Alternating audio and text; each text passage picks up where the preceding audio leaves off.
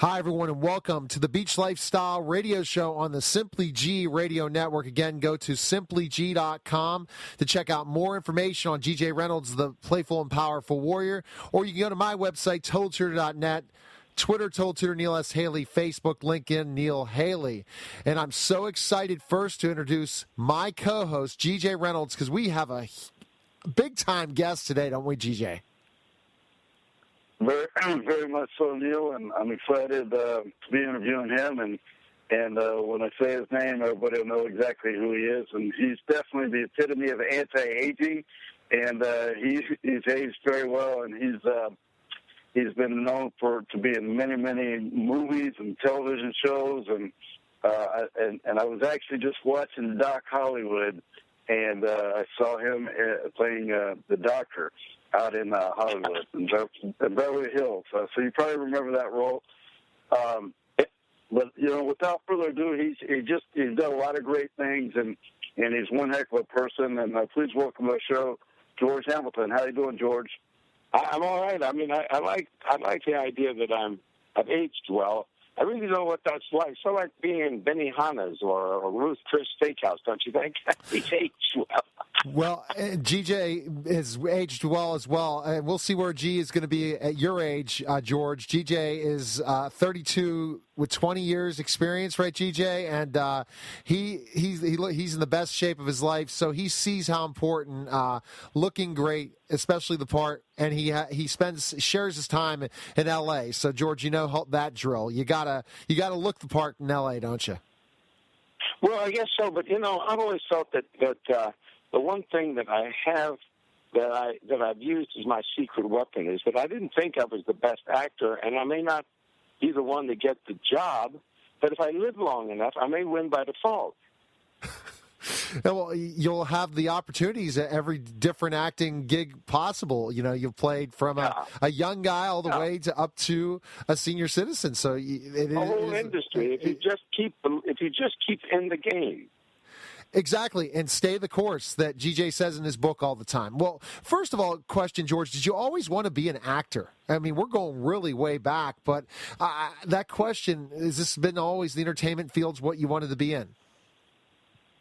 No, I didn't want to be an actor. I didn't have any desire to be an actor, but my whole family did, and I kind of saw that was the prize they wanted in the family, and I thought, well, it must be important that they wanted. And then when I got to high school, I just took a class in theater arts because it seemed easier than doing math, and I went to the state capital in Florida where I was going to school at the time, and I competed and won the competition. So next year I thought, well, I have one more subject before I get out of school to have to learn because I was one credit behind. I thought I'll just go out to California and get that out of my system, then come back and go to school. Well, I came out and I got into movies, and I didn't have any idea what I was doing, but I never went back to school, and I never had to take math again. And it's very interesting, as I'll tell GJ about this in a lot of ways, that a lot of actors I've interviewed, a lot of athletes I've interviewed, GJ, that play at a high level, they perform at a high level, G, they end up not wanting to do this when they're kids. Isn't that interesting, G? Well, I was thinking the exact same thing. A lot of them, they get into it because they see it as an easier path, and like you said, versus physical work or some subject in school. And then there's also, because a lot of the actresses were ladies, and they were saying, hey, if that's where the girls are going to be, that's where I'm going to go. So I've seen that. Well, I think that works for a little while. That works for your 20s, 30s, 40s, 50s, 50s. But when you get up into the 70s, you really have to like this game because it's a hard game. And I think that's the way it is in anybody's work. I think the trick is to love what you do. And then you'll do anything for it. You'll stay up as late as you have to do. Get up as early as you have to. Whatever it needs. I didn't really want to do any of it. I just didn't want to embarrass myself, and I was working with pretty good people. And I was in all the people I was with. Robert Mitchum, I mean, I never knew when he was asleep or awake. I just knew the words were coming at him.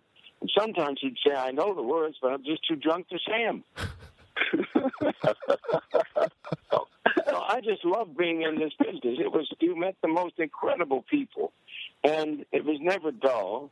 And it was like they said about flying. It's hours of boredom interrupted by moments of sheer panic. Getting ready for it and getting your wardrobe and your makeup and blah, blah, blah. All that stuff is kind of boring when after you do that a few thousand times. But the actual climbing in the saddle and going for it, another game. Quite interesting, and I think that's so important in a lot of ways. When did you know this was going to be your career? Right after that big award that you saw, and then you moved to Hollywood, is that when you said, hey, I don't have to go back to school again? I'm going to stick to this? You know, it's like you get in the plane, you start flying, and then you look down and you're past the point of no return. That's when you know that's what you do. Because if you don't, that's all you do. You got to make a decision real quick. After you've spent your bullet there, what you going to do? And I started out with, well, what's the big deal here? And then I had a bag packed, and I thought the worst they can do is fire me, and I go home. And every time I thought I was going to go home, there'd be another picture or another location or somewhere. And the years just went on by, and I thought, boy, this is like a never-ending, holiday. But the problem is you have to have the temperament to not know where your next job is coming from. If you have that, you have a homeless attitude, you can do very well because you're not trying to get anybody to commit to anything. You're just trying to commit to the lines yourself. That's about it. And I just found it. I looked down and I looked at the speedometer and I thought, damn, I've spent 30 years at this now at that time. And I have, now it's over 50-something, maybe close to 60. I can't believe it. And people don't have any idea until they're in whatever it is they're in, that that's all they're going to do. They better be damn good at it. You better take a night course or whatever you do in the day because you're going to be doing it for a long time. If you hate it, well, that's just the worst way to go. And, guys like Jack Kennedy, John F. Kennedy, I mean, he didn't want to be president. He wasn't thinking of that. He was probably thinking about girls or something, but his brother was supposed to be president. Sometimes it's the easier ride, the guy with the smile on his face and looks up and says, well, doesn't everyone? It's one thing to be totally dedicated to what you do and keep your, foot down and going for it, but there's a light touch to success, and that is, I can take it or I can leave it. It isn't going to break me. It isn't going to make me. It's just fun, and this is what I do. You attract in life very much what you give out.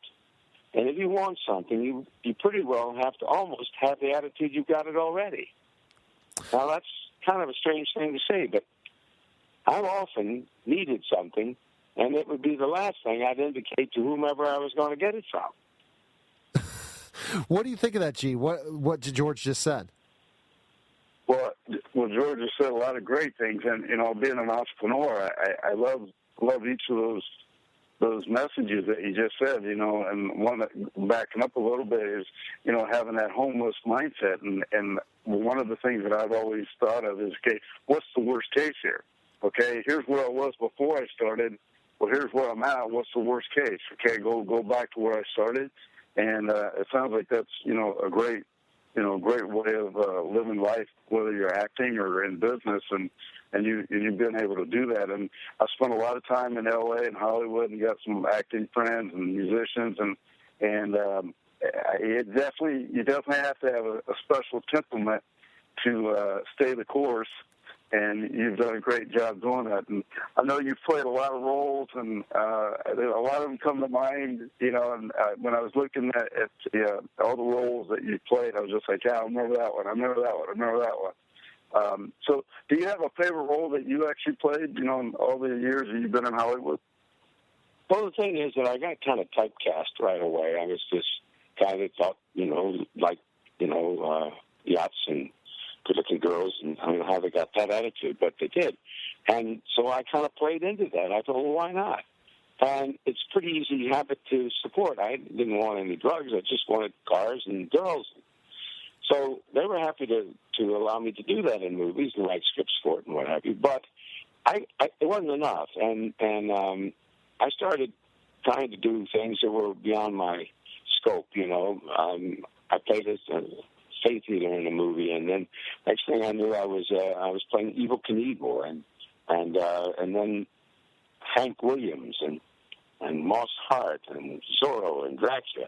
I mean, I think most people think, you know, that I'm kind of one-dimensional, but I don't think they really put all those people together. If anything, I've got a lot of split personalities, but I'm not one-dimensional. I just play a one-dimensional character when I play me, because I took me out one day. I just went upstairs and saw the wardrobe department in the gym and thought, God, that suit's good looking. They said, well, that's Cary Grant's suit. I said, oh, wow. And then I felt the suit and looked at it, and I thought, that's the suit I want, because it makes you look important. It makes you look good. And the minute I got the suit on, I had to tip. And the minute I had to tip, I'd charge more money, and the studio paid me more.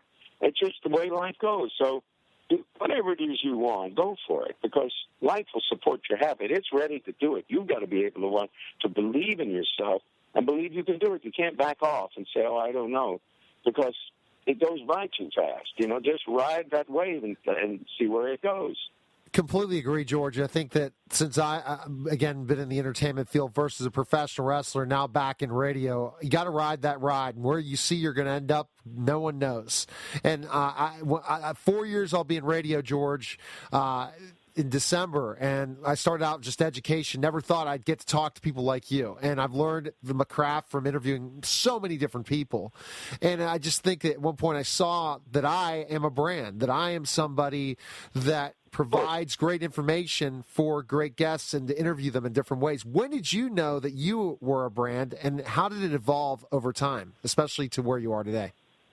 Well, knowing when you're a brand is when people see it en masse, and television gets that to you faster, because if you have a little some idiosyncrasy about you, something about you that can be mimicked or people can copy, you become, and you do that in television, but television was not what I was doing. I was doing it in movies, and I was moving around in movies. So for a long time, the only thing I was thought of is, well, I know he's on the beach, and he's in that picture where the boys are, and he's got a tan, and that's just what they got me for. So I was starting to become a brand of those kind of, you know, kid movies in those days. There were Spring Vacation.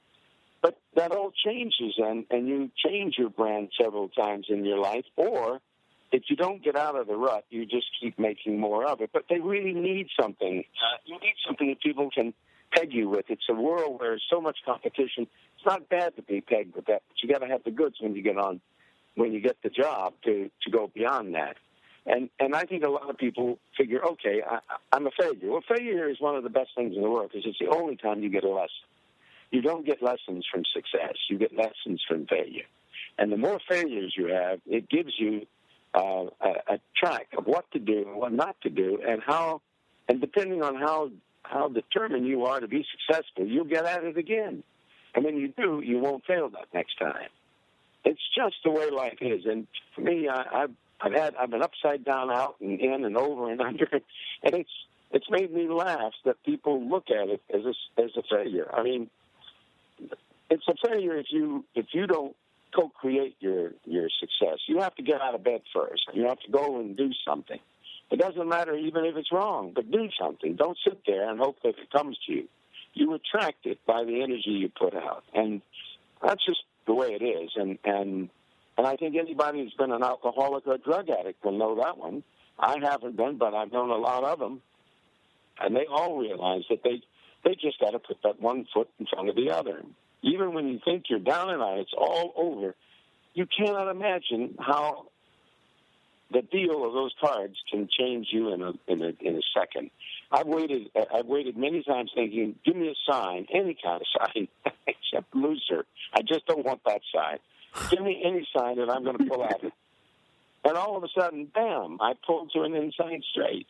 And it's amazing. I'm overwhelmed by how great life is, and how you should not have any sense of failure or any sense of fear about it, because it is all good for you. And we learn by it. Even the worst of things make us into people we would never know. It's amazing, GJ, how much George reminds me of you. And GJ has a lot of your qualities as an entrepreneur. He sees his brand in his certain ways. He never gives up, always stays the course. He's had his ups and downs to the success he's been able to attain as well, GJ. Isn't that correct?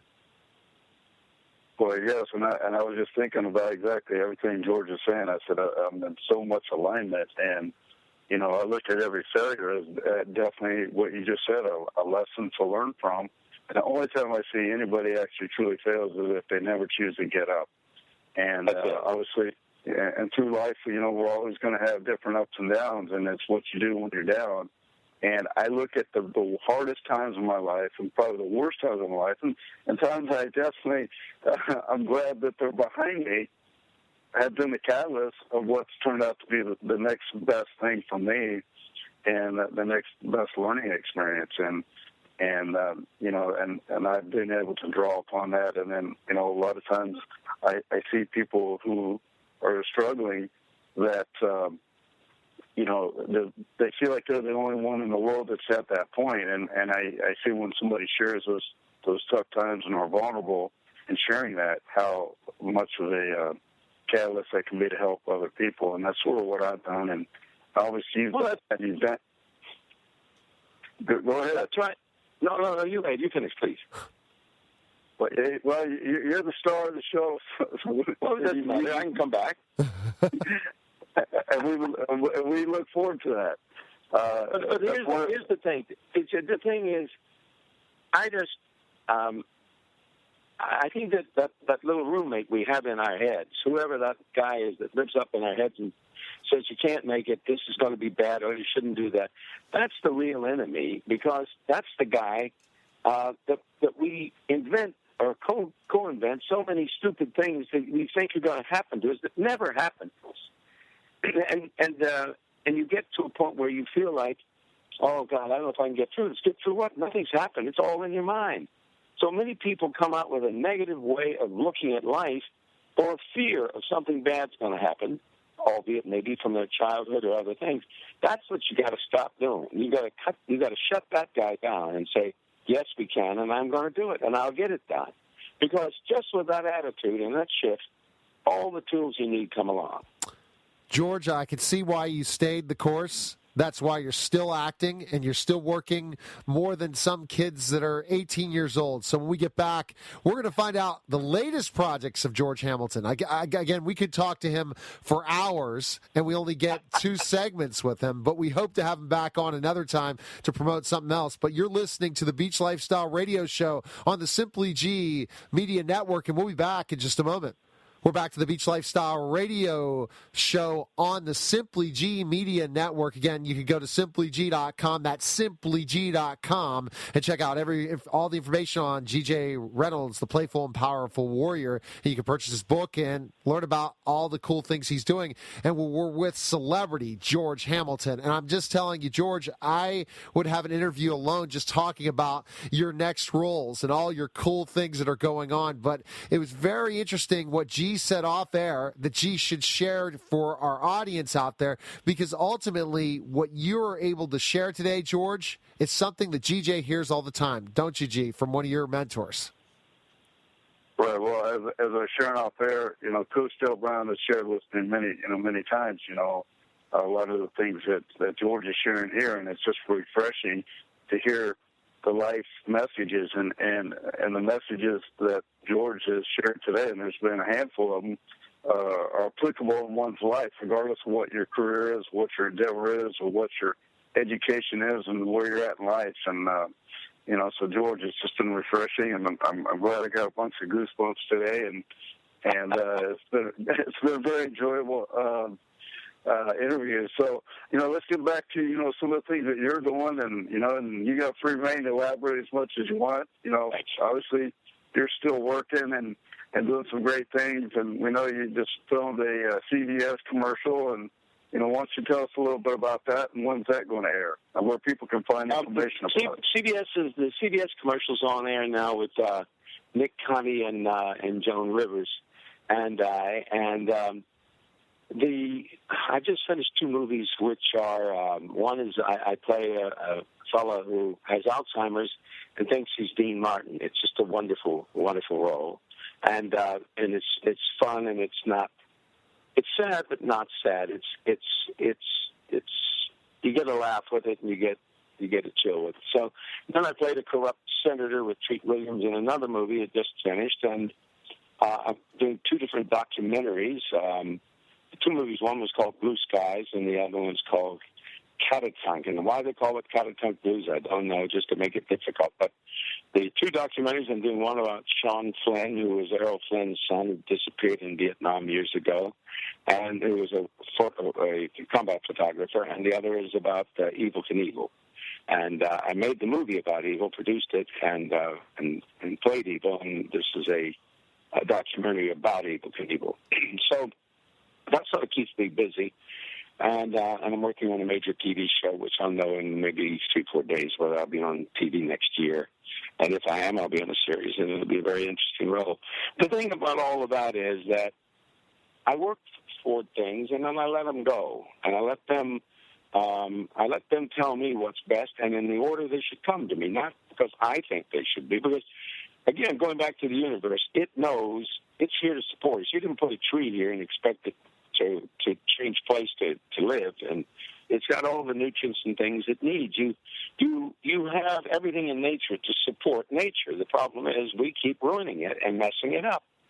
So I started realizing that most of the diseases, and what I really, you asked me earlier, what did I want to do when I started out, or did I always want to be an actor? No, I wanted to be a doctor. My whole family were doctors. But when I started to realize that medicine was getting handicapped by education because they were really not allowing them to know more than what was in those few books that they had, and that we are really divinely supported. And I say divinely because there's got to be a power bigger than us. Otherwise, all this and we didn't. If we would have been born with doctors as our twins.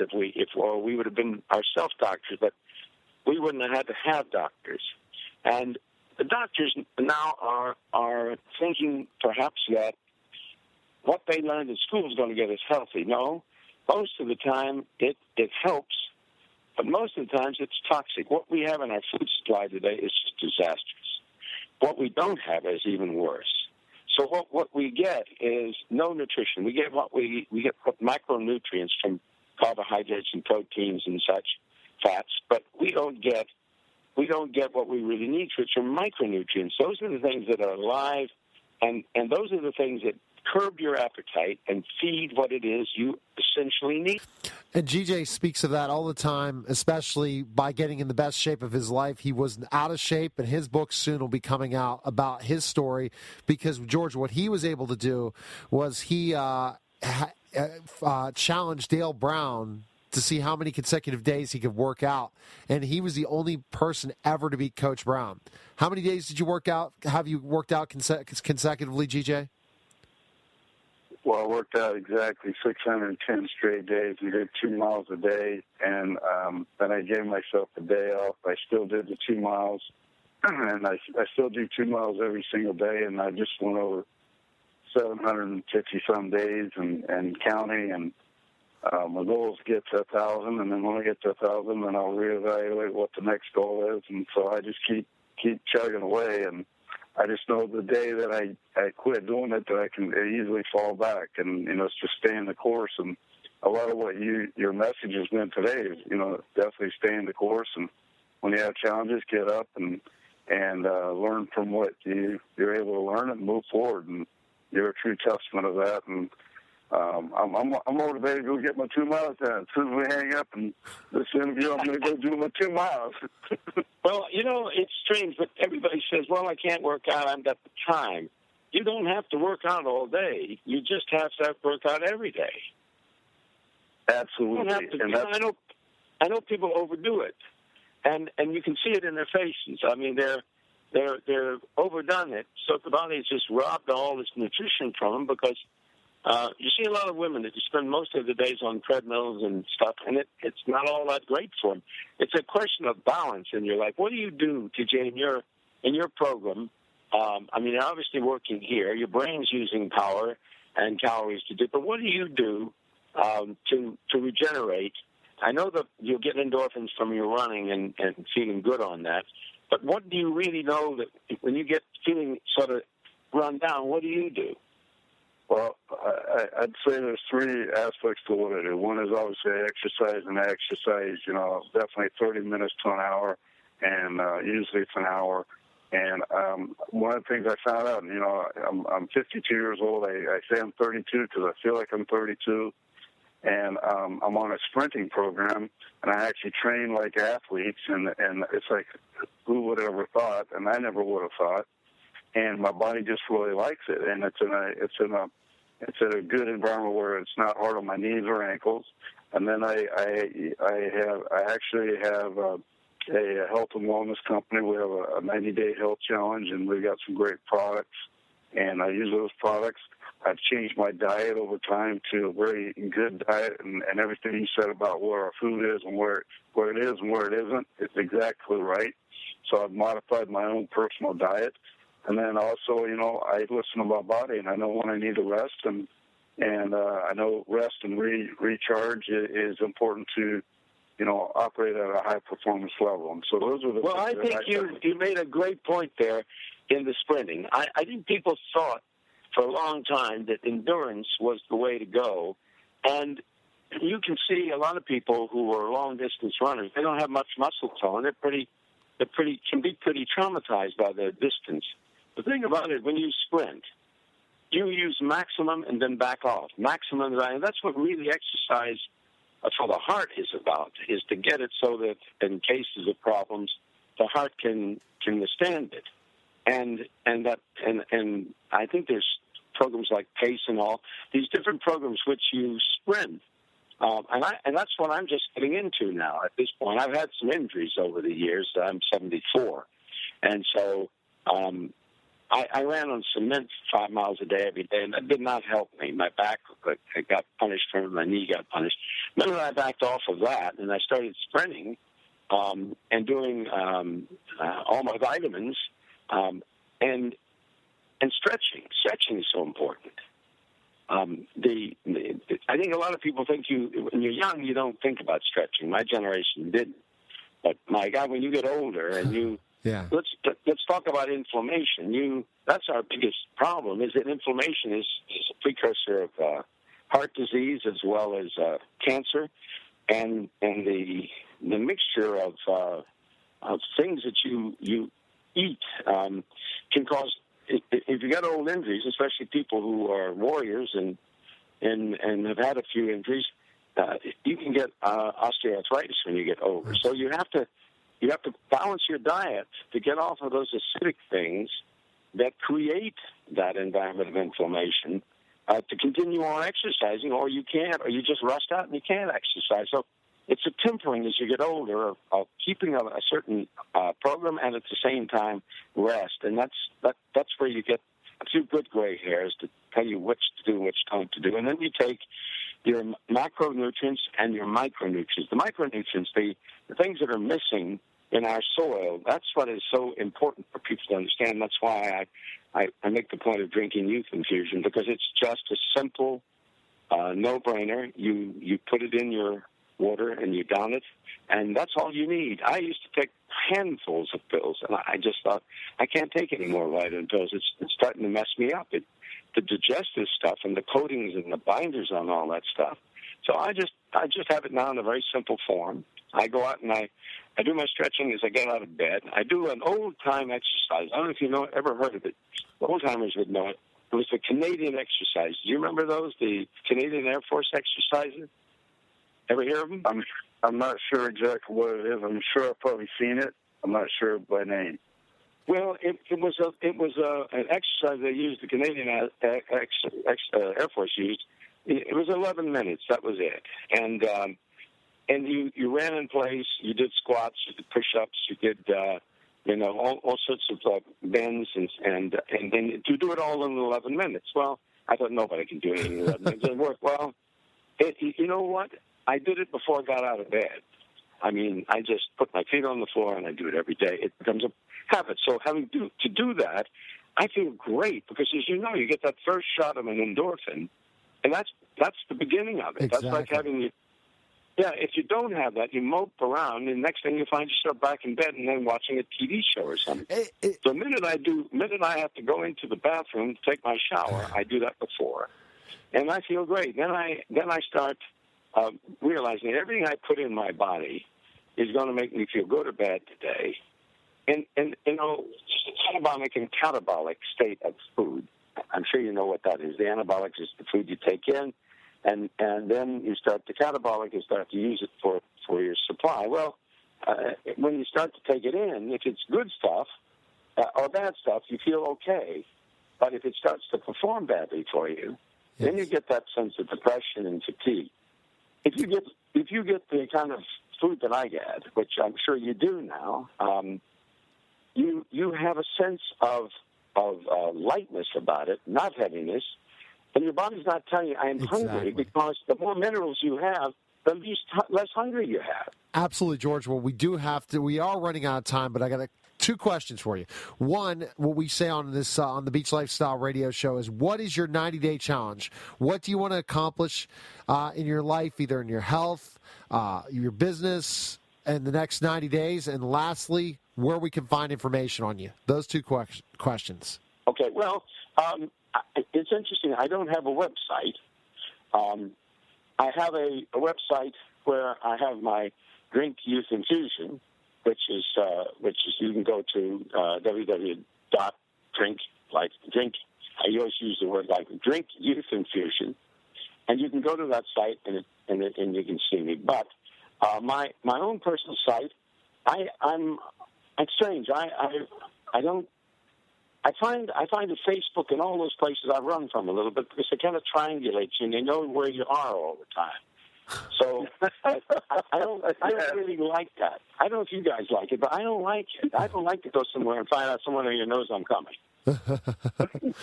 well, I tell you, it was a blast, George. Love to have you back on, especially when you hear about the big announcement. And love to have you guys trade ideas to live, especially after 50, to be in the best shape of your lives, both of you, and continue to be so energetic. And I see 50-year-olds, George, that are GJ's age, that look like they're close to the grave. And you guys are a testament. Right. Yeah.